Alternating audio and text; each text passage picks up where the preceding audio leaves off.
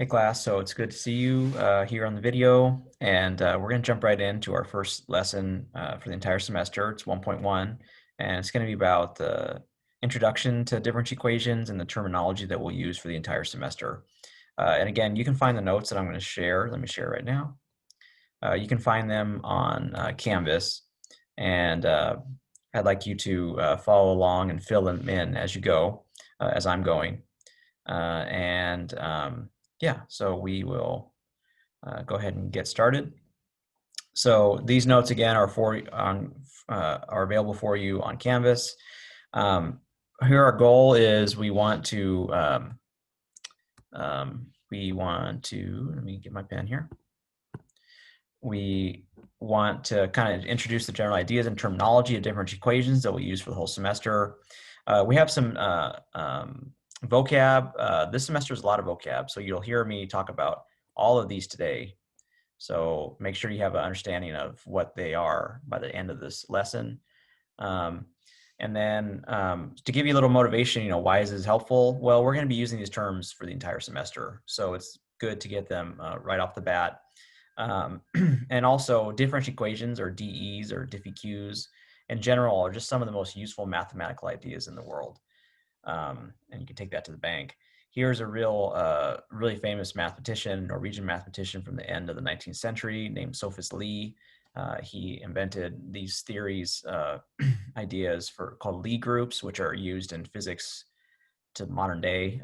He was a mathematician, but his ideas were useful for physics and real world solving, even general theory of relativity.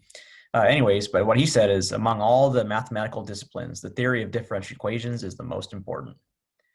It furnishes the explanation of all those elementary manifestations of nature which involve time. And that's beautiful, because most of the things that we're going to be doing are going to be models of the real world. And usually the independent variable in the real world is time. So, time goes on, it doesn't, we're not affecting it, but some other processes get affected. And so we'll have some dependent variable, but the independent variable will be time. All right, well, let's just jump right into it. So what is a differential equation here? Well, a differential equation is basically any equation that has a derivative in it. So as an example, something like dy dx is equal to like x. So that's a differential equation. So notice what it has. It has a dependent variable, which is the y. Let me use a different color pen here. So it has a dependent variable here. It has an independent variable here. Okay, and obviously it has an equal sign. And that's all we need to have to make a differential equation. This is called autonomous just because on the right side it has nothing to do with the dependent variable. It's just the independent variable on the right. But that's not as important for what we're talking about right now. And so this is a differential equation. And we can have some other examples too, like we're going to use different notation. So this is Leibniz notation, but we could use the prime notation. So another example would be like y double prime plus 4y prime minus 7y is equal to cosine x. We'll learn how to solve that in chapter 4. But this is another one. Again, sometimes we're going to use the Leibniz notation, which is the dy dx. Sometimes we're going to use the prime notation. We're not going to really use the dot notation, which is what physicists use, but you can have that too. And just to do one more, you can have whatever you want for the dependent and independent variable. So you could have something like this, dx dt is equal to mass times, I don't know, x or something like that. So here, again, you have to pay attention to the order, to the terminology here. This would be the dependent variable, and this would be the independent variable. Anyways, all those are examples of derivatives, and we're going to use all those notations throughout the semester. What's the goal in solving a DE? Well, the goal in solving a DE is finding a function that satisfies it. That satisfies the equation.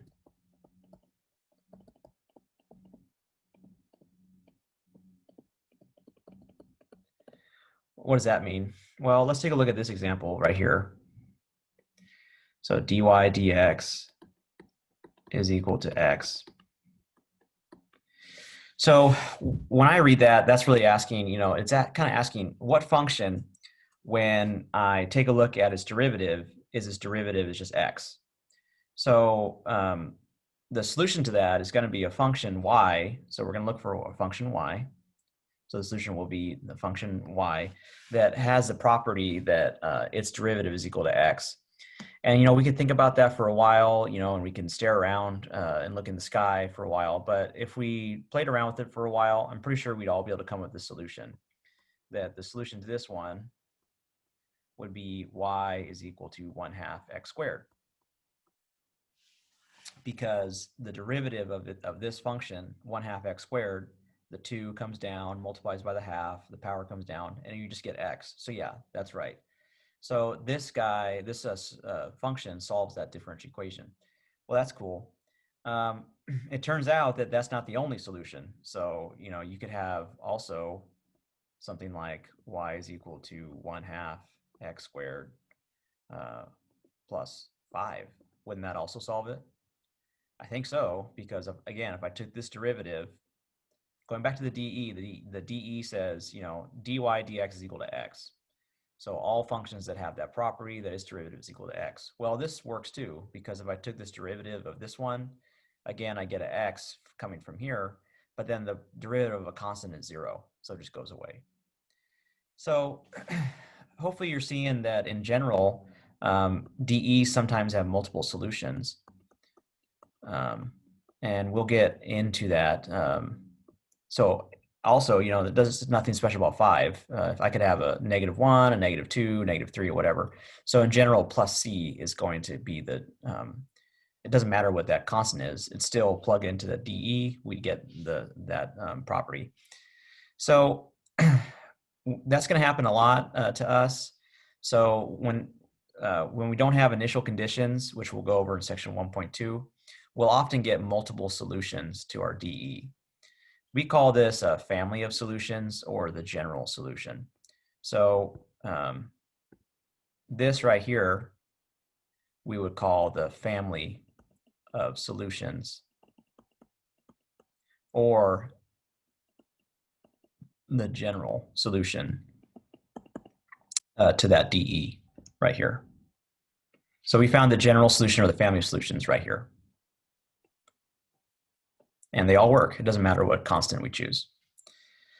We'll go over more at the end of this video about how to verify if something is a solution, but I think you can kind of tell pretty quickly that if you took this derivative, anything in the blue box, you'd get to its derivative would be equal to x. All right, so we're going to be talking about some different types of dEs, and we kind of want to be able to classify them into different ways. There are many kinds of dEs, but there's 2 major classifications that we care about. Number 1 is right here, the type. Okay, and that's ordinary versus partial. And then the second major way we classify is by the order. Let's do the type first, ordinary versus partial. So in this class, we're only going to be focusing on ordinary dEs, called ODEs. We are not going to be dealing with partial differential equations because that involves Calc 3 ideas. And Calc 3 is not a prereq or a coreq for this course. So we're strictly going to be talking about ordinary differential equations. So this is ordinary, meaning that this derivative is like from Calc 1. So exactly what you're used to, dy dx or something like that. In higher math and Calc 3, there are what's called partial derivatives, where we're allowed to have functions of multiple variables. But we're going to be sticking into Calc 1, Calc 2 area like that. And so we're not going to be dealing with partial differential equations. So for the entire semester, we'll be stuck with ODEs. If you're interested in what a partial derivative looks like, if you've never seen it before, you'd have a function like y is a function of like two variables, x and z, or something like that. So then you could take its partial derivative with respect to x, or its partial derivative with respect to z. But we're not going to be doing that. We're strictly going to be doing our ODEs, which is y is a function of x, and you only have one derivative, dy dx. Okay. In higher physics, they typically are almost always doing PDEs, but that's beyond the scope of us. And the reason is that in physics, oftentimes you have a function as a function of multiple variables. Like heat, heat is a function of the three spatial dimensions and time, so it's a fourth dimension thing. Lastly, we want to talk about order. So for order of a differential equation, that just means the highest derivative that we have.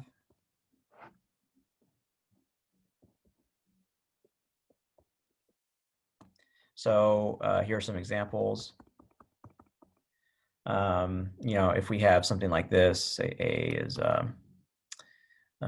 y prime is equal to x. Okay, that order, let me put the order over here. That's order 1, because the highest derivative is just right here. It's just the first derivative. But we can go higher. Oops, let me go back here. But we can go higher, so we can have like y double prime plus 4y is equal to e to the x. This would obviously be order 2, because again, we have that second derivative there, the acceleration term. And I don't need the first derivative. I don't need every single derivative in a differential equation. Like for instance, this one, I skipped the y prime. And that's fine. We can have whatever we want. I just have acceleration, no velocity term. I can go crazy, something like I can have like the third, fourth, fifth derivative, stuff like that. So the way that notation is y to the fifth, like that, plus y prime minus 7y is equal to 5 or something. This notation, if you haven't seen it before, is when we're using prime notation, is how we write the higher derivatives. But anyways, this would be a fifth order. I should probably call this first, second, and then fifth, like that. Okay, just so you know, FYI, in our course, we're only going to be dealing with, for our semester, we're typically only going to be dealing with, we'll stick with just first and second order.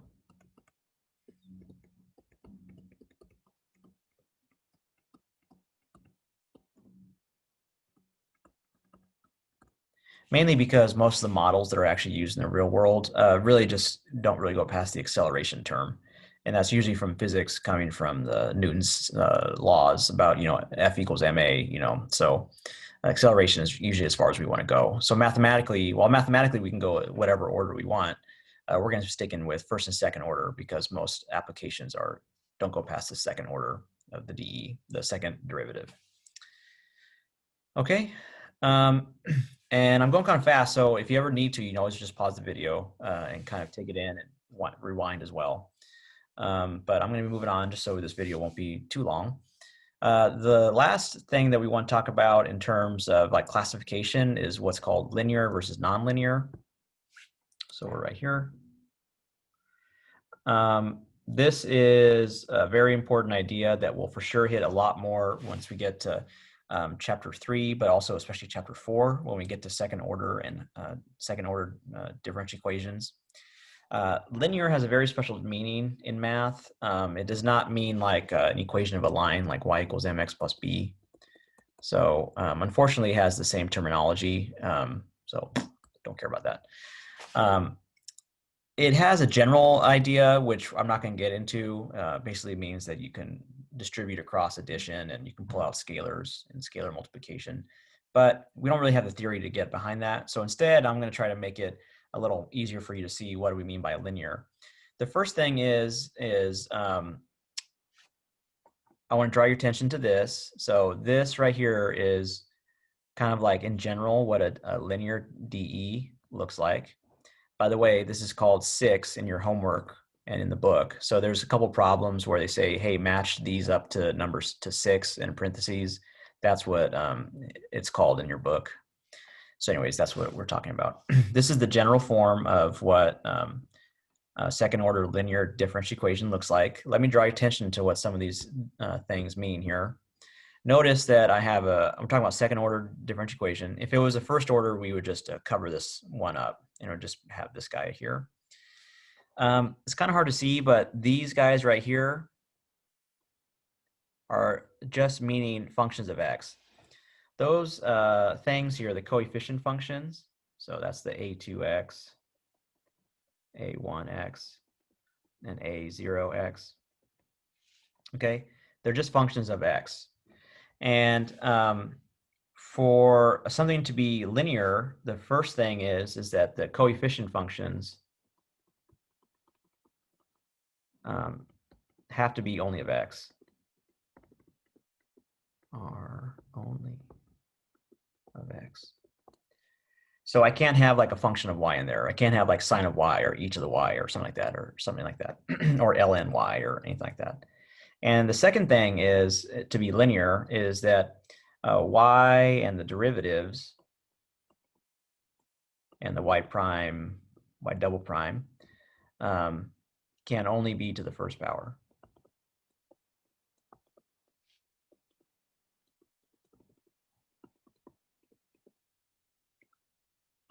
And not in a function, not in any kind of function.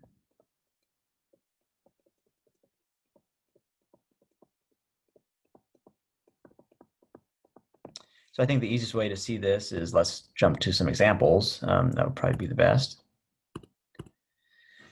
So here, I have some ideas here. So let's try y double prime minus 2y prime plus y is equal to 0. So let's compare it up to here. The things we want to check are the coefficient functions only of x. So here the coefficient functions are just numbers because they're just the thing that's getting multiplied in front. So here like my a2x would just be 1. And here my a1x would be -2. And here my a0x would just be 1. Those are just functions of x because they're just constants. So, they don't have any y term in it. So it's okay for that. It's okay for that.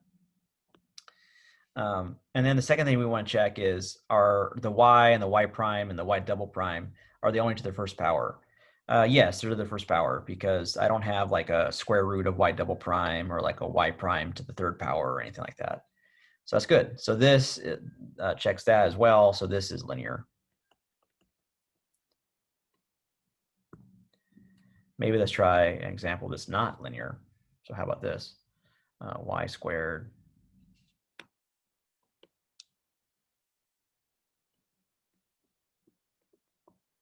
dy dx is equal to e to the x. So first of all, let's check maybe the first one. So the first rule, are the coefficient functions only of x? Well, here notice that this coefficient function here isn't of x. It's a function of y. Is of y. So that's the big no-no. So it's failing number one. So it fails the first rule, but it also fails the second rule. Why? Because the second rule said that y and y double prime and y prime could only be to the first power. But as you can see, this is to the second power. So y is to the second power.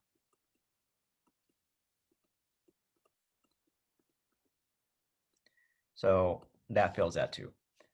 So we can say with confidence that this function is this differential equation is nonlinear.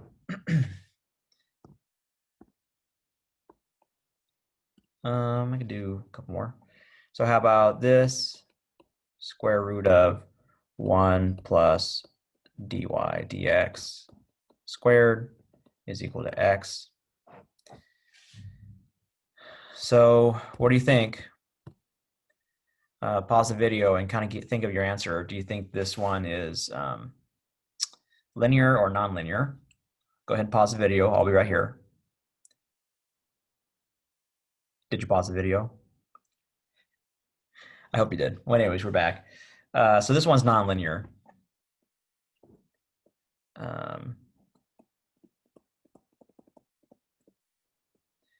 Why is it nonlinear? Well, we can see right here, the derivative here, it's failing number 2. Because the derivative y prime is to the second power, and it's inside a function. It's inside of a square root, so all kinds of bad. And then last one,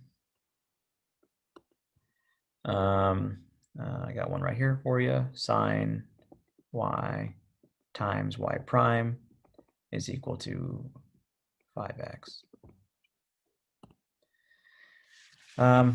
So what do you think? Is this linear or nonlinear? Let you think for a second.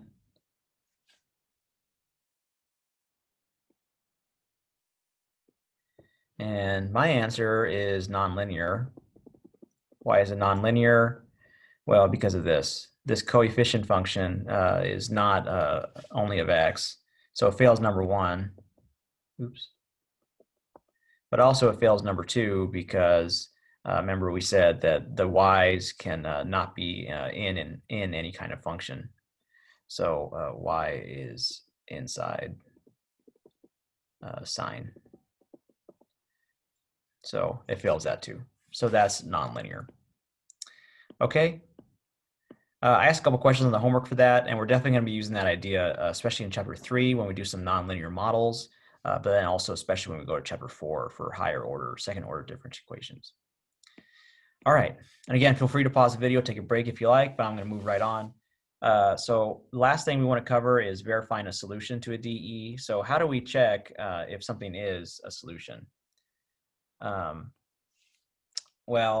the one example I did above, I just kind of looked at it and said, yeah, that's a solution. But in general, there's a better way to do it when we can't just like look at it. In general, the way we check is that you just plug in the proposed solution to the DE on both sides of the equation, and you see if the left-hand side equals the right-hand side. And that's pretty much it. So let me walk you through an example here. So example 1, check to see if so this is my proposed solution. So I'm checking to see if y equals 1/16 x to the 4th is a solution to this DE over here. So I notice on the DE right here that I have its derivative. So the left-hand side, let me work on them separately. So the left-hand side, it wants to know its derivative. So I need to calculate what dy dx is. So y is 1/16 x to the 4th. So its derivative would just be 4/16 x cubed, which is 1/4 x cubed.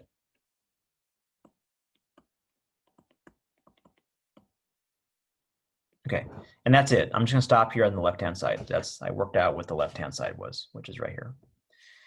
Now let me work on the right-hand side. So the right-hand side says I need to work out, work out what x times root y would look like.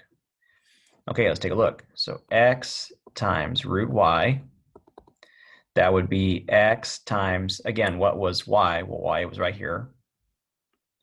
So it's going to be square root of what y was, which was the proposed solution, 1/16 x to the 4th. Okay, and so then you get equals, let me just get rid of this. X, what happens inside the square root? Well, everything gets square rooted when we're multiplying, and the square root of 1/16 is 1/4. And what happens with the square root of x to the 4th? Well, it just reduces it down to x squared. And then we multiply that and we get 1/4 x cubed. Okay, so then we check, is the left-hand side equal to the right-hand side? Well, let's see, the left-hand side was 1/4 x cubed, and the right-hand side was 1/4 x cubed. Yes, so that is great. So yes, y equals 1/16 x to the fourth is a solution to the DE.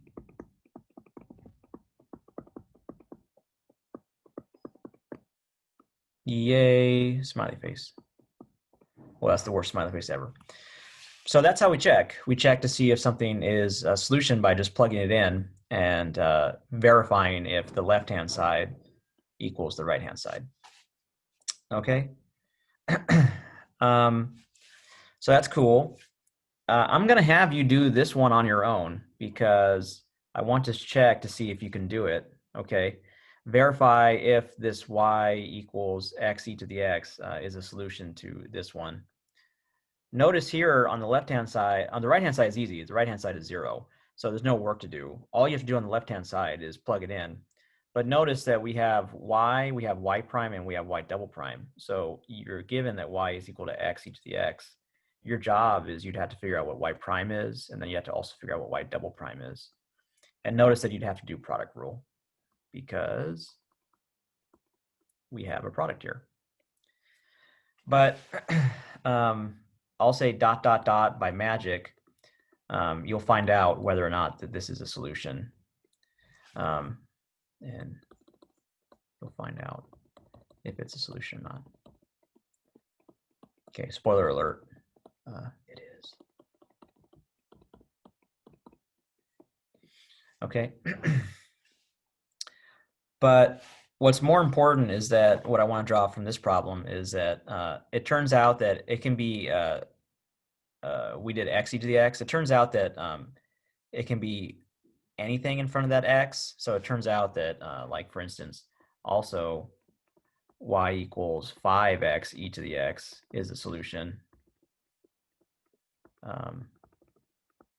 So is y equals negative 7x e to the x, etc.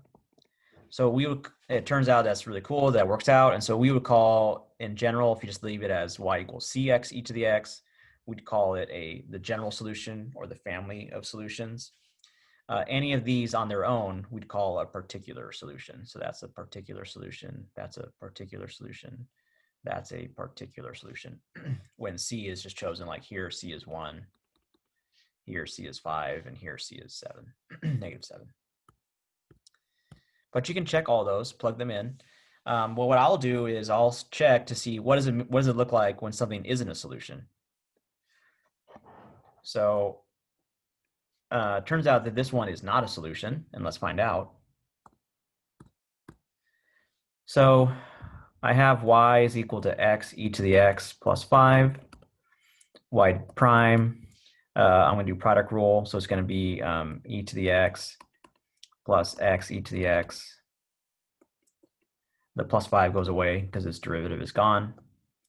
Y double prime, here would be e to the x plus e to the x plus x e to the x. The 5 is gone, which I can simplify as 2e to the x plus x e to the x. Okay, and then I just want to plug into the DE. So left-hand side says this. It says y double prime minus 2y prime plus y is equal to 0. Sorry, just that.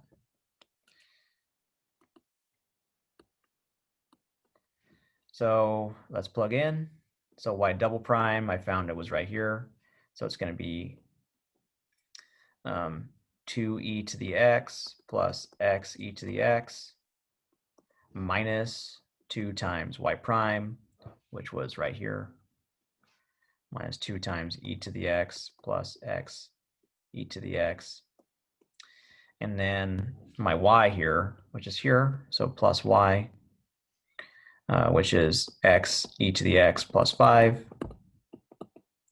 like that. Okay, let's start simplifying here. So I get 2e to the x plus x e to the x minus 2e to the x minus 2x e to the x, just distribute, plus x e to the x plus 5. Okay, hopefully some stuff cancels out. Oops, sorry. That cancels, that cancels. This cancels a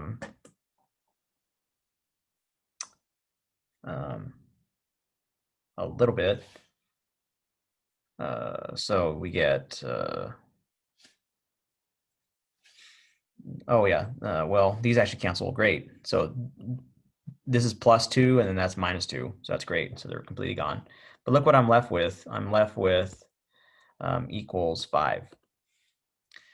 So my left-hand side, I had 5, and my right-hand side on the original DE was up here. The right-hand side was right here. It's supposed to equal 0. So that does not work. Nope. So 5 does not equal 0. So that means that so we would say, so that means that the proposed solution, y equals x e to the x plus 5, is not a solution to the DE.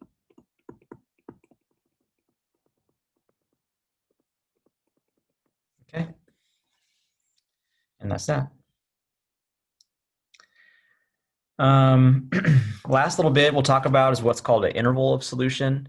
So really quickly, again, feel free to pause the video if you need, but the interval solution, what that means is that a lot of times when we have functions that we think are solutions to a DE, they only work on certain intervals of the independent variable.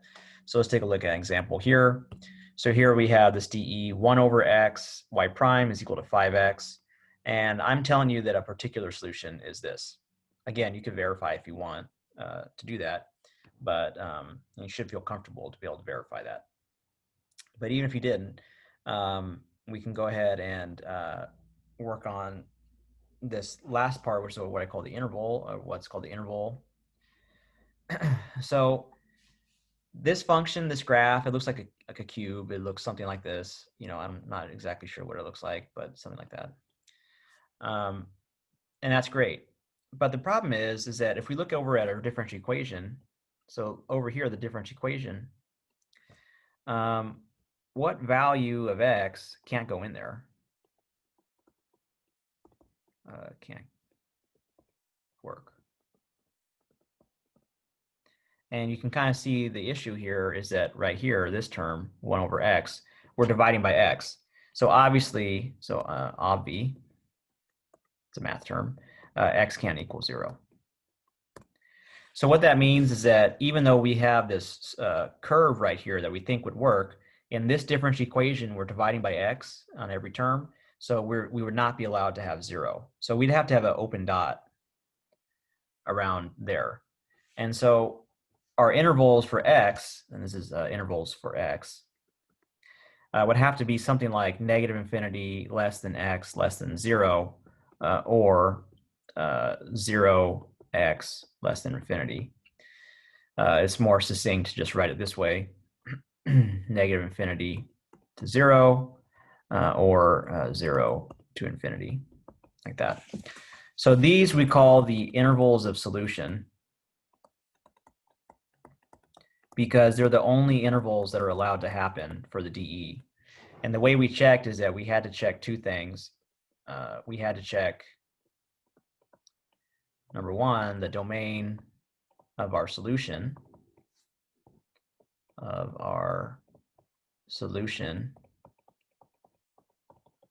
y.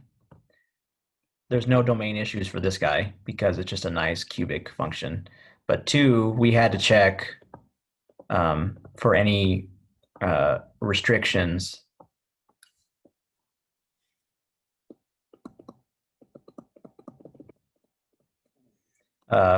from the DE itself. And restriction meaning like dividing by 0 or taking a square root of a negative or something like that. So this guy gave us a restriction right here. It told us that x can't be equal to 0. And so that let us know that our intervals of solution then would be either this or this. We typically don't do the union symbol if you're used to that, because in differential equations, you usually just want a single interval where it's valid. And we can take either one. Just kind of a weird thing is that we'll usually take the positive interval. Why is that? Well, because usually x, like in the quote I had from our homie Sophus Lee, we usually want the x, the independent variable, to represent time, and we usually want to go into the future. The past, we can already look at the measurements we've already taken. We want to know what's going to happen in the future. So just by convention, we usually take this, even though mathematically they're both fine. All right, that's it. So let's go back up to the top real quick. We've covered all these things. You should feel comfortable with the terminology of ordinary versus partial, order, linear versus nonlinear, family of solutions, general solutions, particular solution. And then we just covered this last little bit, the interval of solution. And also you learned how to verify a solution. So we did that with a couple examples. So the only really math that we did kind of today in terms of calculus and stuff and calculating was, let's make sure that we know how to verify a solution. That's a big goal from today. All right, that is pretty much it. Thank you so much, and we will see you next time and for our next section. Thanks.